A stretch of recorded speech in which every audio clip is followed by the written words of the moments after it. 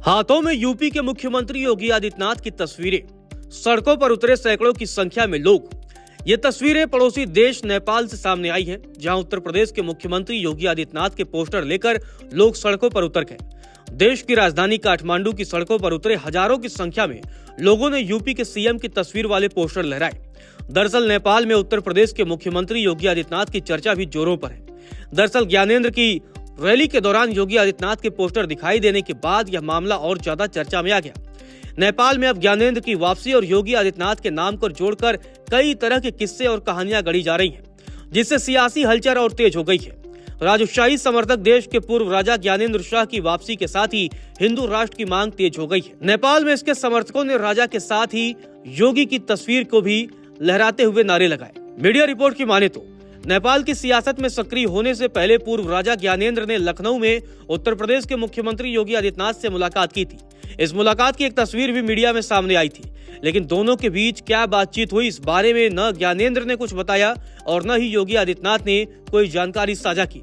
Report में यह भी कहा गया है कि नेपाल यानी कि जहां की आबादी 81% हिंदू की है, वहां योगी आदित्यनाथ को एक आदर्श हिंदू नेता के तौर पर देखा जाता है। ऐसे में ज्ञानेंद्र और योगी आदित्यनाथ की मुलाकात को नेपाली मीडिया खास नजरिए से देख रही है और इसे नेपाल की सियासत से जोड़कर कई तरह के कयास लगाए जा रहे हैं। दरअसल नेपाल के पूर्व नरेश ज्ञानेंद्र और योगी आदित्यनाथ के बीच दशकों पुराना संबंध रहा है।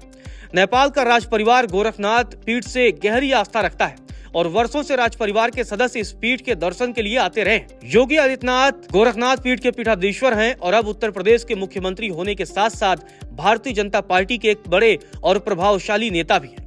ऐसे में नेपाल में ज्ञानेंद्र की बढ़ती सक्रियता और योगी आदित्यनाथ से उनकी मुलाकात को राजनीतिक दृष्टि से देखा जा रहा है।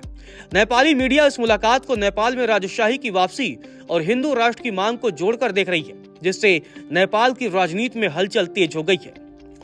गौरतलब है, उत्तर प्रदेश की सीमा से सटे पड़ोसी देश नेपाल की राजधानी बदली सी है। यहाँ हिंदू राजशाही के पक्ष में बड़ी तादाद में लोग खड़े हैं। ऐसा माना जाता है कि चीन समर्थक माओवादी आंदोलन ने 2006 में राजा ज्ञानेंद्र का शासन खत्म कर दिया था। इसके बाद नेपाल में वामपंथियों का राज हो गया। पुष्प कमल दहल प्रचंड के बाद केपी शर्मा ओली ने कमान संभाली। अब राजशाही की वापसी की सुगबुगाहट हो रही है। नेपाल को फिर से हिंदू राष्ट्र बनाने को लेकर ज्ञानेंद्र शाह पिछले काफी समय से नेपाल के अलग अलग इलाकों में मुहिम आगे बढ़ा रहे। वह पोखरा से काठमांडू पहुंचे, जहां त्रिभुवन इंटरनेशनल एयरपोर्ट से बाहर निकलते ही उनके समर्थकों ने जुलूस निकाला। इस रैली में एक बेहद चौंकाने वाली घटना सामने आई। यहाँ के कुछ लोग राजा ज्ञानेंद्र शाह के साथ ही उत्तर प्रदेश के मुख्यमंत्री योगी आदित्यनाथ के पोस्टर भी लहराते हुए नजर आए। आपको बता दें कि साल 2006 में नेपाल में राजशाही का अंत हो गया था और 2008 में वहां नया संविधान लागू किया गया, लेकिन तब से अब तक नेपाल में राजनीतिक अस्थिरता बनी हुई है और 13 बार प्रधानमंत्री बदले जा चुके हैं। वर्तमान में जो सरकार सत्ता में है वह भी पूरी तरह से गठबंधन और समर्थन के सहारे चल रही है। नेपाल जर्नल्स की एक रिपोर्ट के मुताबिक लोकतांत्रिक शासन के मुकाबले राजशाही के दौरान नेपाल में विकास कार्य अधिक हुए थे।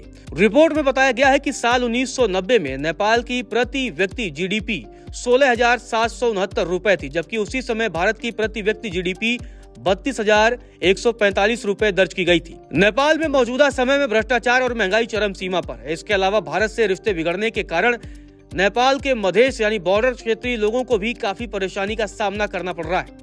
भारत से आयात निर्यात और व्यापार पर असर पड़ने से इस इलाके के लोगों का जीवन कठिन हो गया है। ऐसे में नेपाल की जनता के बीच यह चर्चा तेज हो गई है कि राजशाही के दौरान नेपाल अधिक स्थिर और समृद्ध था।